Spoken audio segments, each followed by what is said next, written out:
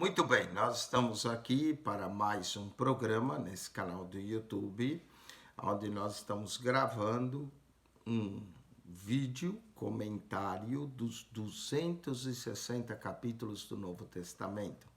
Nós estamos no 23º livro, na ordem canônica, que é a Epístola de 1 João.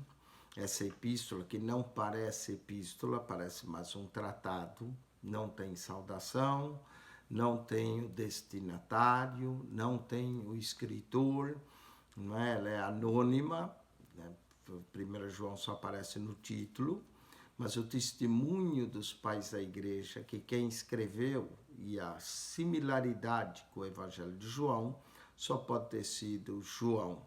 João, ele é anônimo, ele não coloca João, apóstolo de Jesus Cristo, pela vontade de Deus, como Paulo faz, como Pedro faz. Tiago também se identifica como servo do Senhor Jesus Cristo, Judas. João não, João é diferente. Nós vimos no primeiro capítulo que ele não tem nome, não tem saudação. O primeiro verso diz: o que era desde o princípio, o que vimos com os nossos olhos, o que temos contemplado e as nossas mãos tocaram a palavra da vida. Ele fala da encarnação. João também fala da natureza de Deus. Deus é luz, Deus é amor. No seu evangelho, Deus é espírito. Nós podemos ainda em 1 Pedro ver que Deus é santo, Deus é eterno, Salmo 90.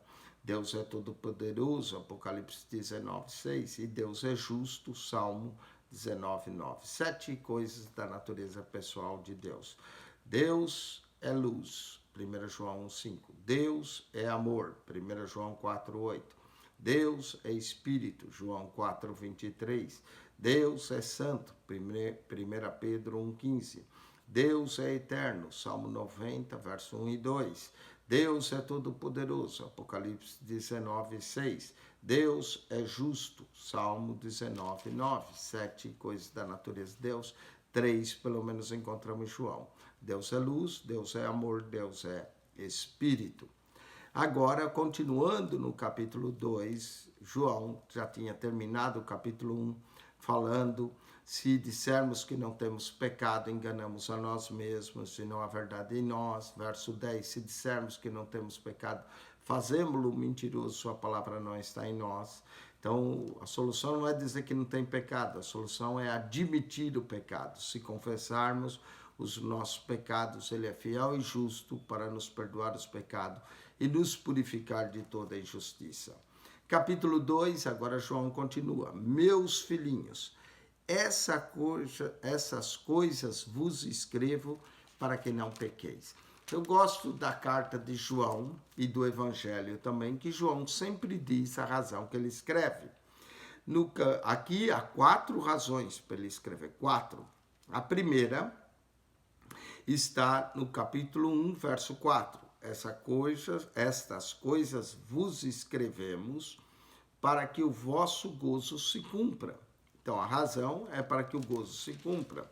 Segunda razão está aqui no capítulo 2, verso 1. Meus filhinhos, essas coisas vos escrevo para que não pequeis. Uau! Então, a 1 João serve para que nós não andemos no pecado, não é? Primeira razão, para que o nosso gozo se cumpra, não é? Para que o nosso gozo, nossa alegria se cumpra. Segunda razão que ele escreve, para que não pequeis. E ele vai explicar acerca do pecado. Terceira razão está no 2:26. Essas coisas vos escrevi acerca dos que vos enganam, para nos prevenir aqueles que querem nos enganar.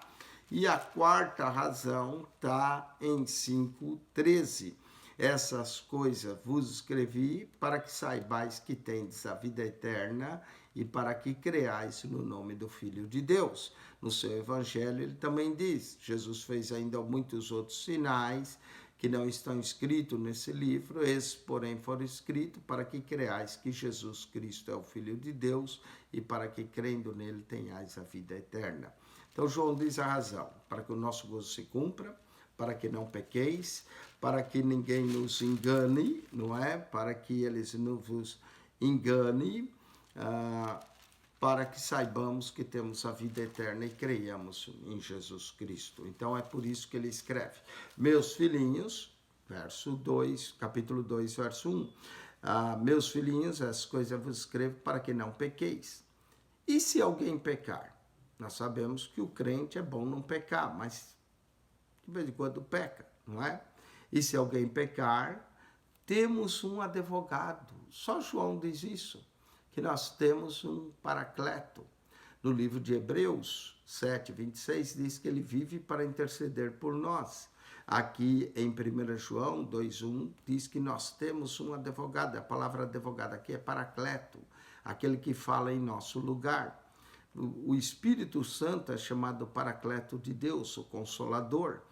Paracleto no Evangelho de João é traduzido como Consolador, mas paracleto aqui na carta é traduzido como advogado. Temos um advogado para com o Pai, Jesus Cristo justo. Jesus é o nosso advogado de defesa diante do Pai. Toda vez que nós confessamos e pedimos perdão de nosso pecado, nós temos um advogado junto ao Pai, Jesus Cristo justo.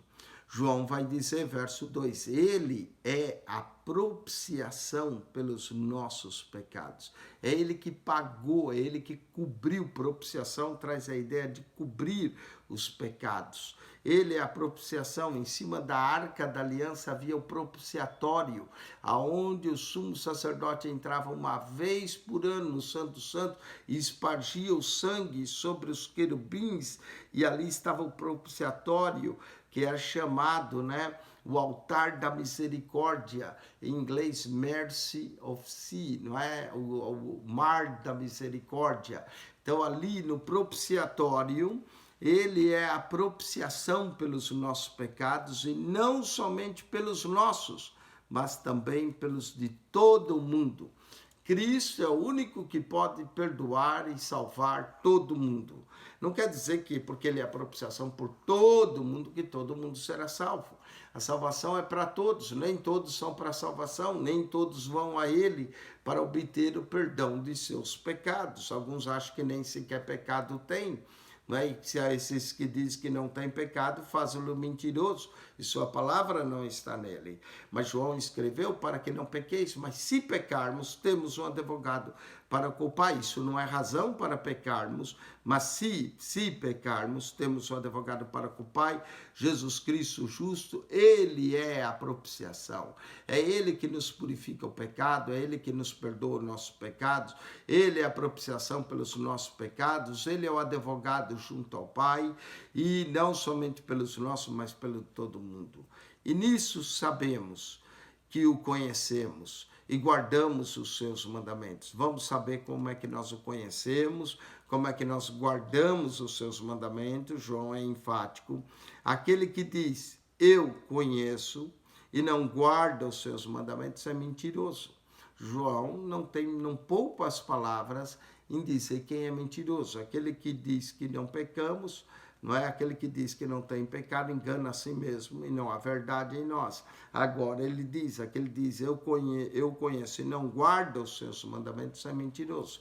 Qual é o mandamento dele? O mandamento dele é esse, que vos ameis uns aos outros, assim como eu vos amei.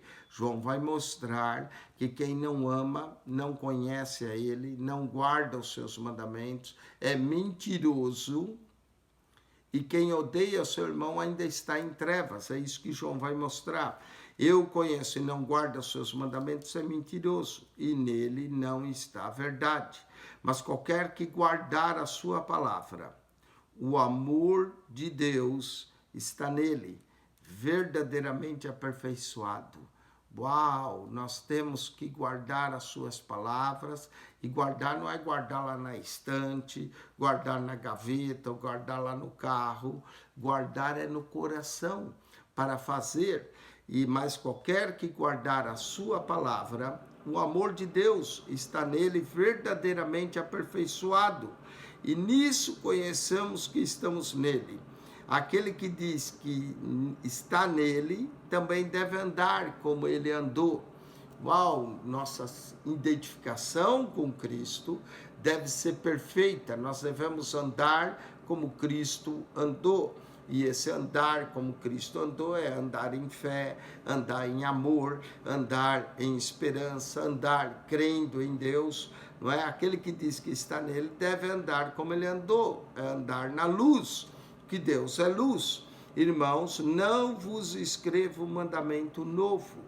Não há nenhum mandamento novo, mas um mandamento antigo, que desde o princípio tivesses. Esse mandamento antigo é a palavra que desde o princípio ouviste. Vamos ver qual é o mandamento, qual é a palavra. Outra vez vos escrevo um mandamento novo, que é verdadeiro, nele e em vós, porque já passando as trevas e já a verdadeira luz alumia. Qual é o mandamento novo? Que ele diz que não é novo, que é antigo, que eles ouviram desde o princípio. João joga com as palavras e esse paralelismo é constante na sua carta, não é? Esse mandamento é antigo, é a palavra que desde o princípio ouvistes. Outra vez vos escrevo. Parece que ele brinca com as palavras. O mandamento é antigo, mas o mandamento é novo. O mandamento vocês já ouviram, mas outra vez vos falo. Então é isso que ele está fazendo. Outra vez vos escrevo um mandamento novo. Ele já que é antigo, que vocês já ouviram, que é verdadeiro nele e em vós. Porque vão passando as trevas e já a verdadeira luz alumia. Vamos entender a verdadeira luz, o andar na luz, o ouvir o mandamento dele, saber que estamos nele e que ele está em nós. Aquele que diz que está na luz, presta atenção, aquele que diz que está na luz e aborrece a seu irmão, até agora está em trevas. Bom, nós não estamos aqui para aborrecer os irmãos, para sermos aborrecedores dos irmãos. Nós estamos aqui para amar os irmãos. Aquele que diz que está na luz e aborrece seu irmão, até agora está em trevas. Olha, com essa passagem, nós vemos que há muito crente que ainda está em trevas. Muito crente que ainda tem inveja, que tem ódio, falta de perdão, que faz acepção de irmãos. Nem acepção de pessoas, acepção de irmãos. Está em trevas. Aquele que diz que está na luz e aborrece a seu irmão, até agora está em trevas. Aquele que ama seu irmão está na luz e nele não há escândalo. O segredo de andarmos na luz, o segredo de termos o seu mandamento em nós, de conhecermos que estamos nele e ele está em nós, estamos nele. João fala do estar, tem que estar em Cristo, não é só o crer, é ter que estar em Cristo. Para nós estarmos em Cristo, temos que andar na luz. Para nós andarmos na luz, temos que guardar o seu novo mandamento, que não é mandamento novo, que é antigo, que já ouviste, que de amar o irmão. Quem ama, aquele que ama seu irmão está na luz e nele não há escândalo. Mas aquele que aborrece a seu irmão está em trevas e anda em trevas e não sabe para onde deva ir, porque as trevas lhe cegaram os olhos. João mostra que falta de amor pelos irmãos é cegueira. Cegueira espiritual, é andar em trevas, é estar cercado. Quem odeia seu irmão está em trevas. Não adianta dizer que está em Deus e está cheio de ódio no coração, está cheio de aborrecimento no coração contra o irmão. A Bíblia diz que está em trevas, é cego, não sabe para onde vai, não é? Porque as trevas lhe cegaram os olhos.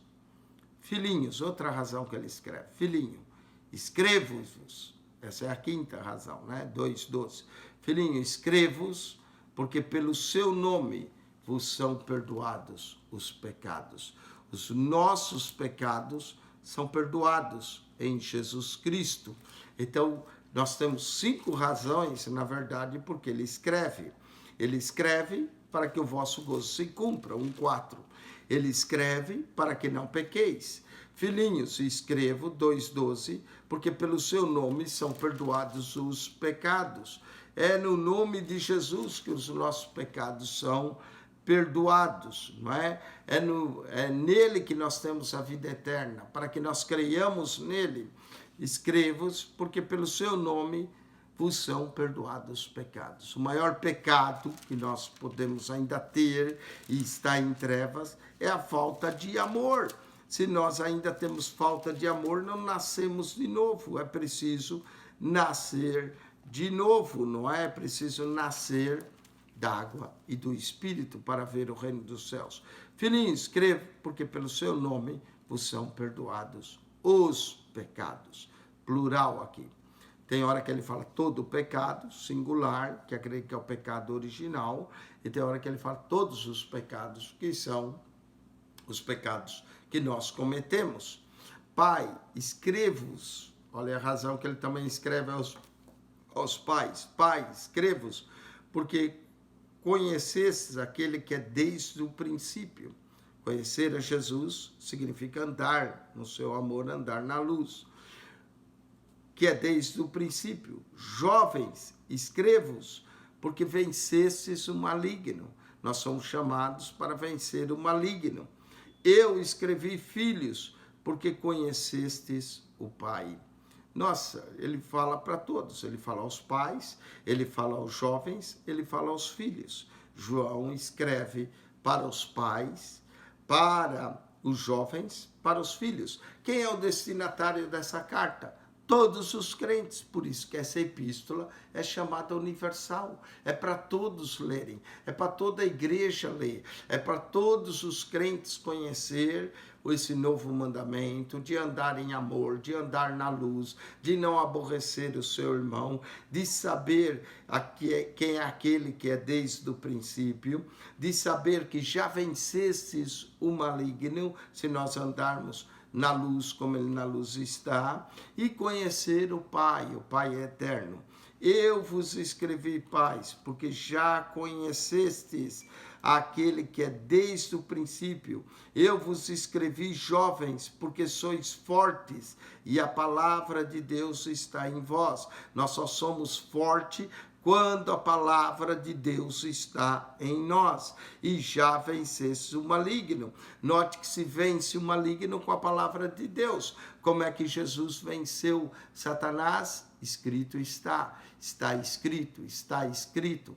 Note que aqui no 2,14 ele diz, Pai, 2,13, Pai, escreve porque conhecesse aquele que é desde o princípio. 2,14 ele repete, é cheio de paralelismo. Eu vos escrevi, pais, porque já conhecestes aquele que é desde o princípio. Eu vos escrevi, jovens. Aqui, jovens, no 13 diz, escrevo porque vencesse o maligno. Mas no 14 ele diz, eu vos escrevi, jovens, porque sois fortes. E a razão que sois fortes, e a palavra de Deus está em vós. Só existe fortaleza quando a palavra de Deus está em nós. Está em nós no sentido de nós praticarmos e nós vivermos a palavra de Deus. A Bíblia não foi dada para enriquecer nosso conhecimento. A Bíblia é dada para transformar a nossa vida, para que nós andemos em novidade de vida, para que nós andemos em comunhão com Ele, para que nós andemos na luz como Ele na luz está, para que nós andemos em amor. A Bíblia fala do andar em amor, para que nós andemos com Cristo. Não é? É para isso que a Bíblia foi dada, para que nós andemos em fé, o justo viverá pela fé. A Bíblia foi dada para isso, para que nós obtenhamos o perdão de nossos pecados. João diz porque ele escreveu, porque ele já conhecesse aquele que é desde o princípio. Eu vos escrevi, jovem, porque sois fortes e a palavra de Deus está em vós e já vencestes o maligno. Agora João vai dizer no verso 15, não ameis o mundo. Nós temos que amar uns aos outros, não é o mundo, não é os prazeres mundanos que nós vamos amar. Não, alguns trocam, alguns amam o mundo e esquecem de amar o irmão. Não ameis o mundo, nem o que no mundo há. Se alguém ama o mundo, o amor do Pai não está nele. Outra forma de nós saber se estamos nele ou se o amor do Pai está em nós. Quem ama o mundo, quem ama esse mundo, Né? Tem gente que ama tanto o mundo, tem medo até de morrer. Mas tanto que ama o mundo, quer ficar no mundo. Crê em Jesus, mas crê em Jesus como seguro de vida. Caso ele morra, ele quer ir para o céu, não é? Nós temos que amar a Jesus, temos que andar com Jesus e não amar a nossa própria vida, nem o mundo. Não ameis o mundo, nem o que há no mundo. Se alguém ama o mundo, o amor do Pai não está nele. Porque tudo o que há no mundo, vamos entender o que há nesse mundo, é concupiscência da carne. Quantas coisas que o mundo nos oferece, bebedeiras, festa, tudo é concupiscência, desejos da carne. Concupiscência dos olhos, não é?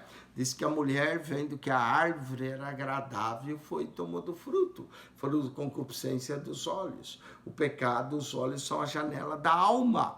Muitos pecados entram pelos olhos. Nós vemos, nós desejamos, nós queremos, nós achamos que vamos ser felizes se tiver aquilo. Concupiscência dos olhos.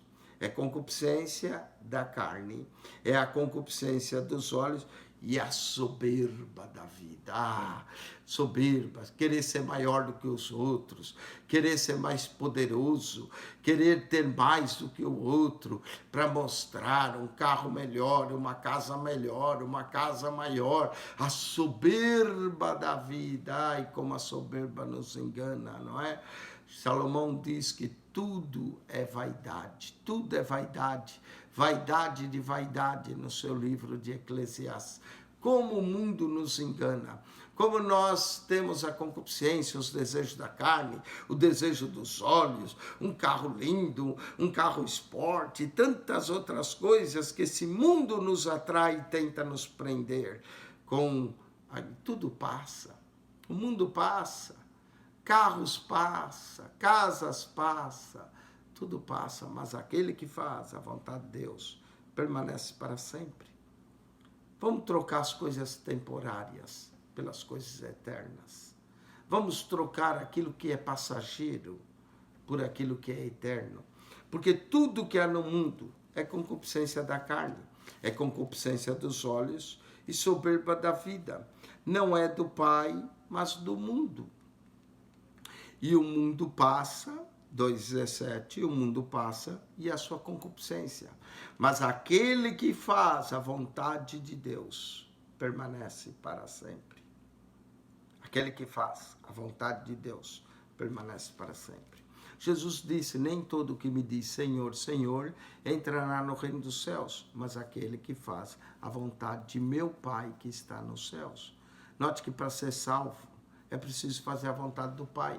Esse mundo tenta nos prender com os seus encantos, com as suas concupiscências, concupiscência da carne, prazeres da carne, não é? Concupiscência dos olhos, soberba da vida. Mas o mundo passa, tudo passa, a vida passa, o mundo passa e a sua concupiscência. Mas aquele que faz a vontade de Deus permanece para sempre. Troquemos as coisas temporárias pelas eternas, porque a vida é passageira. Desejamos o eterno, desejamos fazer a vontade do eterno e viver com o eterno. João agora vai tratar dos enganadores, dos anticristos, dos gnósticos, daqueles que ensinam doutrinas contrárias. Filhinhos, é já a última hora. Note que Pedro fala dos últimos dias. João fala da última hora, né? João está escrevendo mais tarde. Enquanto Pedro dizia que nós já estamos nos últimos dias, Paulo fala dos últimos dias, João fala da última hora. Então, é já a última hora. Filhinhos, é já a última hora. E como ouvis que vem o anticristo, e também agora muito se tem feito anticristo. Anticristo é contrário a Cristo. Tudo que é contrário a Cristo, tudo que é colocado no lugar de Cristo, é o anticristo. Filhinhos, é já a última hora, e como vis que vem o anticristo, também agora muitos se têm feito anticristos. Muitos anticristos se têm feito. E por onde conhecemos que já é a última hora? Saíram de nós e não eram de nós. Note que eles estiveram na igreja por um tempo, saíram, criaram suas seitas, criaram suas heresias, saíram de nós, mas não eram de nós, porque se fosse de nós, ficariam conosco, não é? Eu costumo dizer, infelizmente, tem gente que sai da igreja, sai da comunhão dos irmãos, sai porque não é de nós. Se fosse de nós, ficasse com nós. Mas isso é para que se manifeste que não são todos de nós. Lembra que muitos são chamados, poucos são os escolhidos. Nem todos que vêm à igreja são de nós. E por isso que alguns saem porque não são de nós. Aquele que anda com mentira não permanecerá firme na casa de Deus. A própria palavra diz, e vós tendes a unção do Santo e sabeis tudo. A unção do Santo é o Espírito Santo. Vós tendes a unção do Espírito, a unção de saber. A unção nos leva a saber. Diz que a unção quebra o jugo, mas a unção também nos leva a saber todas as coisas, sabeis tudo, sabeis acerca dele. Não vos escrevi, porque não sabeis a verdade. Agora ele está dizendo a razão porque não escreveu. Não vos escrevi porque não sabeis a verdade, mas porque a sabeis. Porque nós sabemos a verdade e porque nenhuma mentira vem da verdade. Não existe comunhão em trevas e luz e não existe comunhão entre mentira e verdade. Verdade é Deus. Deus é verdadeiro, Jesus é a verdade, o Espírito é o Espírito da verdade, a palavra é a palavra da verdade, o testemunho é o testemunho da verdade. Tudo isso João fala no Evangelho. 5 coisas são verdade no Evangelho. Deus é verdadeiro, Jesus é a verdade, o Espírito é o Espírito da verdade, a palavra é a palavra da verdade, João 17:17. Pai, santifica-os na verdade, a tua palavra é a verdade, e o testemunho do discípulo é a verdade. Então sabeis, porque nenhuma mentira vem da verdade. Não é impossível que Deus minta, já dizia Hebreus 6:18. Nenhuma mentira vem da verdade. Quem é mentiroso, senão aquele que nega que Jesus é o Cristo? Mentiroso e o pai da mentira é o diabo. Mas quem é mentiroso, senão aquele que nega que Jesus é o Cristo? Parece que na época de João, na Ásia, havia alguns negando que Jesus era o Cristo. E João não poupa as palavras. João diz que é mentiroso. Aquele que nega que Jesus é o Cristo é mentiroso. É o anticristo. Esse mesmo que nega o Pai e o Filho. Negar o Pai, negar o Filho, é mentiroso, é o anticristo. E muitos anticristos têm surgido. Nós estamos aguardando o grande anticristo, o líder mundial, a besta que sobe da terra, a besta que sobe do mar. Mas João diz que muitos anticristos já têm surgido. Esses que negam que Jesus é o Cristo, esses que negam o Pai e o Filho, e qualquer que nega o Filho também não tem o Pai. Quem nega o Filho não tem como, só Jeová, testemunhas de Jeová, negando o Filho de Deus, negando a divindade do Filho. Quem nega o Filho também nega o Pai. Não existe testemunhas de Jeová, existe testemunhas de Cristo, né? Mas recebereis a virtude do Espírito Santo e ser-me-eis testemunhas. Qualquer que nega o Filho, nega a divindade do Filho, também não tem o Pai. E aquele que confessa o Filho, tem também o Pai. Não existe, não dá para separar o Pai do Filho, como a Testemunha de Jeová tenta fazer. O Pai e o Filho são um. Quem confessa o Filho, tem também o Pai, porque o que desde o princípio ouviste permanece em vós. E se em vós permanecer o que desde o princípio ouviste, olha como é importante permanecer as palavras de Deus em nós, permanecer aquele que desde o princípio ouviste, também permanecereis no Filho e no Pai. Não tem como ter o Pai sem o Filho, não tem como permanecer no Pai sem o Filho. Permanecereis no Filho e no Pai. E esta é a promessa que ele vos fez, a vida eterna. Quem crê nele tem a vida eterna. Quem nele não crê, não tem a vida. Quem tem o Filho, tem a vida. Quem não tem o Filho de Deus, não tem a vida. Essas coisas vos escrevi acerca dos que vos enganam. Muitos enganadores tinham saído pelo mundo muitos enganadores, falsos mestres, que ensinavam e negavam Jesus é o Cristo, é o Espírito do Anticristo. E a unção que vós recebestes, que dele fica em vós, e não tedes necessidade que alguém vos ensine, porque a unção aqui é o Espírito. Quando o Espírito vier, ele vos ensinará todas as coisas. Jesus diz, ele me glorificará, porque terá ouvido que é de mim e vos ensinará. Essa é a unção que vós recebeste dele fica em vós, e não tendes necessidade que alguém vos ensine. Mas como a sua unção vos ensina todas as coisas, a unção do Espírito, a unção de Deus sobre nós, nos ensina, nos dirige, nos guia na verdade. É o Espírito da verdade que guia em toda a verdade. Vos ensina todas as coisas e é verdadeiro, e não é mentira. Com ela vos ensinou, assim nele permaneceis. Então, João mostra que aquele que não permanece em nós, porque não eram de nós, saíram, porque foram enganados, viviam no espírito da mentira, negam que Jesus é o Cristo, não têm o Filho, portanto não têm o Pai também.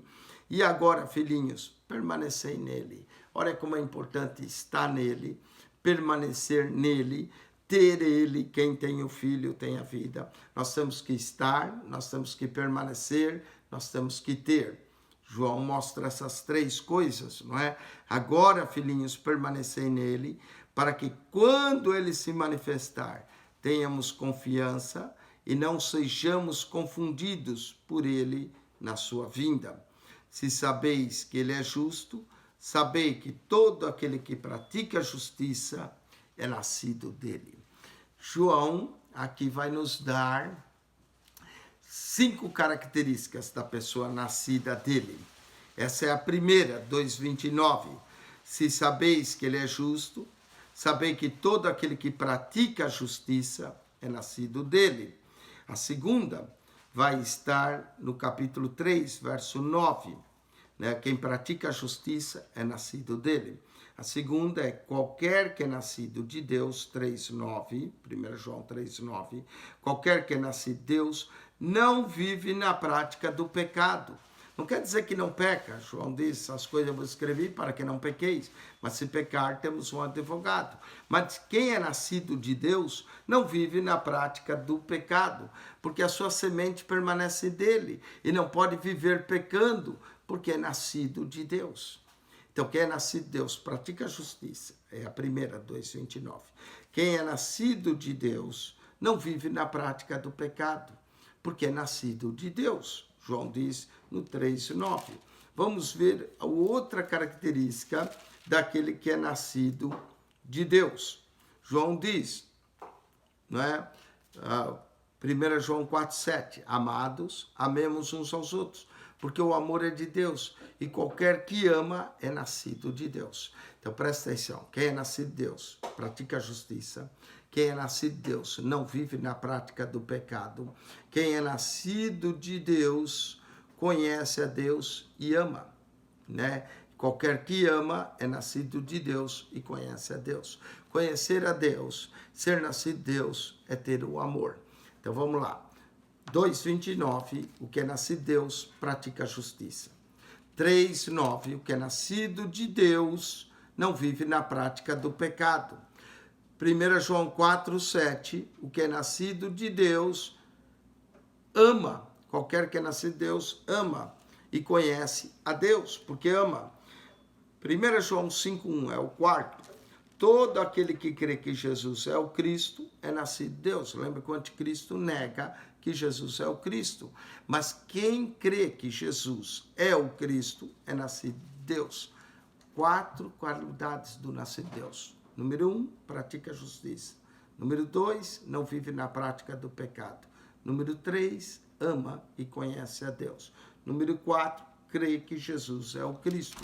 E número 5 está no capítulo 5, verso 4. Porque todo que é nascido de Deus vence o mundo. Está aqui as 5 qualidades de quem é nascido de Deus. Pratica a justiça, não vive na prática do pecado, ama, confessa que Jesus é o Cristo e vence o mundo.